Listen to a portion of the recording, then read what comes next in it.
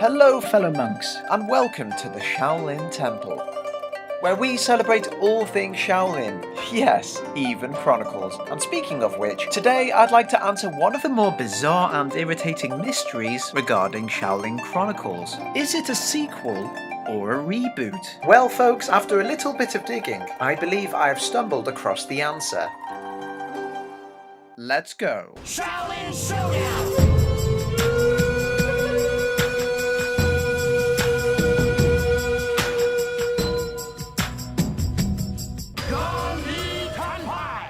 So, Xiaolin Chronicles, is it a sequel or a reboot? Now for those unfamiliar with those terms, a sequel is a continuation of a previously established story, whereas a reboot on the other hand is a complete reset and is not a continuation. Now I know what you're thinking, Xiaolin Chronicles is not a sequel, nor is it even a reboot. It's simply a bad fever dream induced by the woozy shooter. Okay, in all seriousness, let's talk about this strange scenario. Chronicles, it seems, takes place after Showdown, and there's a few details that back this theory up. For example, all the heroes and villains of this new show have history with each other from episode 1. Another nod to the previous show's existence is the fact the monks have all risen to the previous show's rank of Shoku warrior. Not to mention there's a bunch of visual details implying Chronicles takes place after the events in Showdown. Characters are taller, or have grown older, or have gotten stronger. Hi Chase, long time no see. Ooh, have you been working out? Logically, it appears Chronicles takes place a few short years after Showdown, but probably not the same amount of years we waited for a sequel show in the first place. But regardless, all the evidence points to Chronicles taking place after the events in Showdown. So there you have it folks. It seems pretty cut and dry. Chronicles is a sequel. Case closed. Or is it? Huh? If Chronicles is supposed to be a sequel, then how is Wuya once again a ghost? How indeed? How is it she's trapped in Dashi's box? Again! Why are some of the more familiar Shengonwu changed in both name, appearance, and ability? Jack wants answers!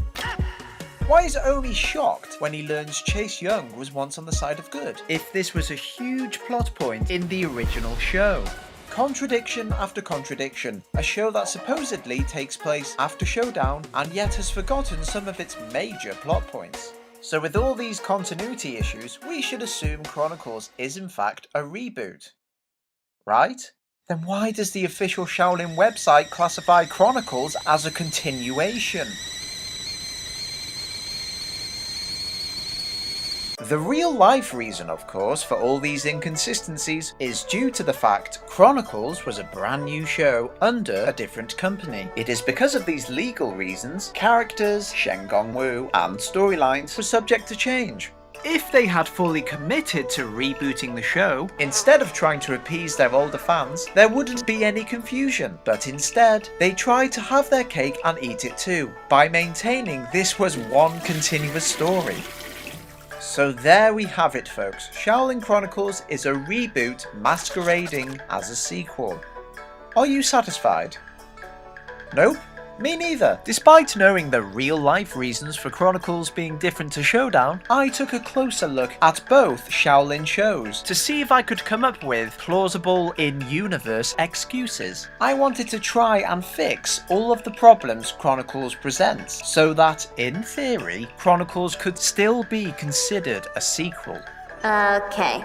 Here are a couple of examples of my early Fix-It fan theories. Why is our green dragon dojo suddenly yellowish gold? Well, maybe, eventually, all temple dragons magically shed their skin to a different colour. I beg your pardon? Why are there two sets of Shengonwu similar to each other?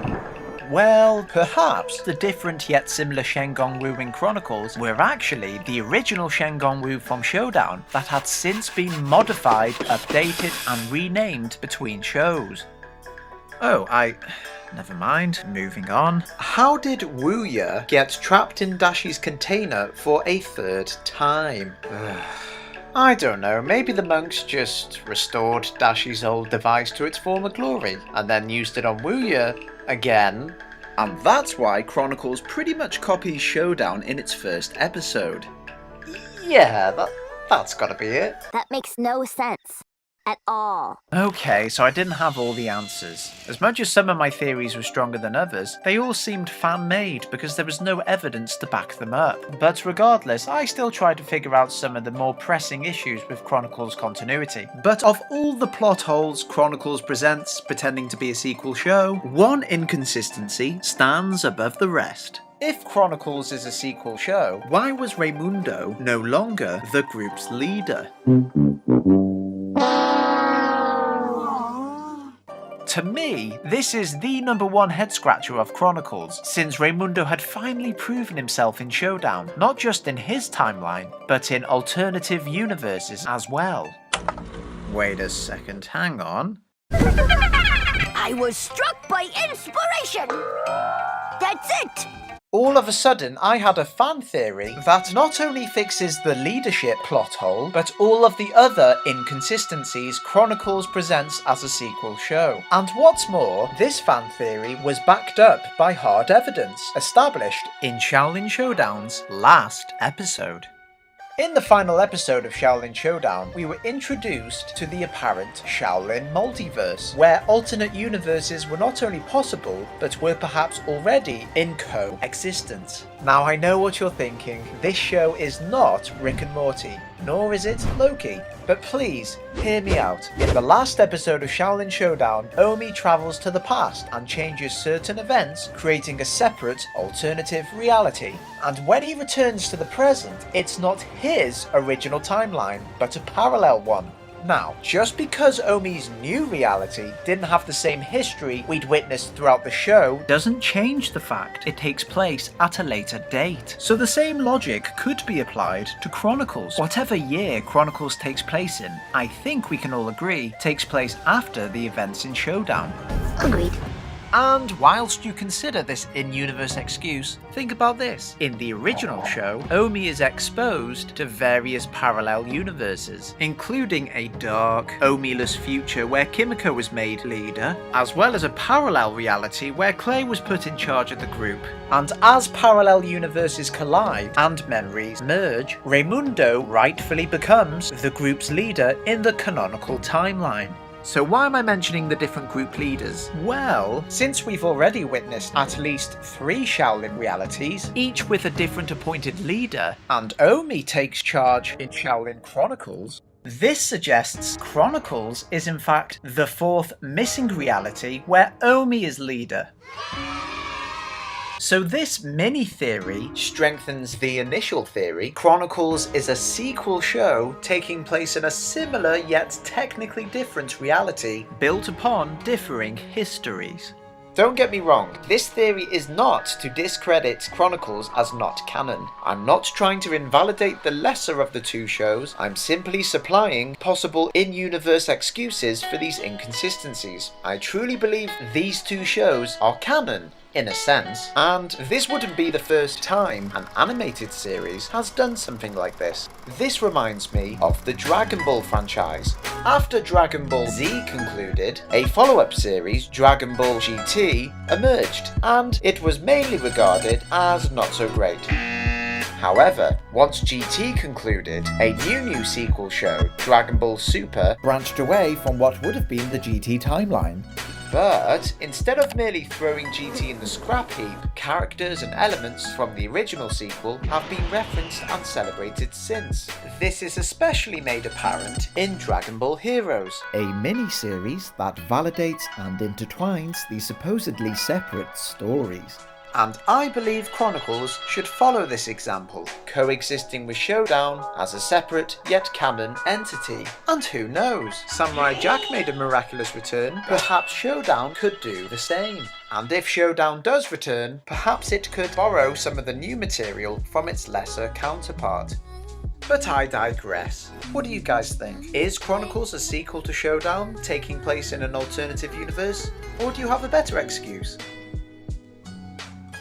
Before we finish, I'd like to give a shout out to Zach Soven, a fellow fan of the Xiaolin franchise who created a lot of the images used in this video. If you're interested in how some of those images were created, be sure to check out Zach's channel. There's even some sneak peeks for this channel's up and coming projects. But as much as behind the scenes stuff is cool, you know what else is fun? Finding out what happened after season 3, from the mouth of the characters themselves.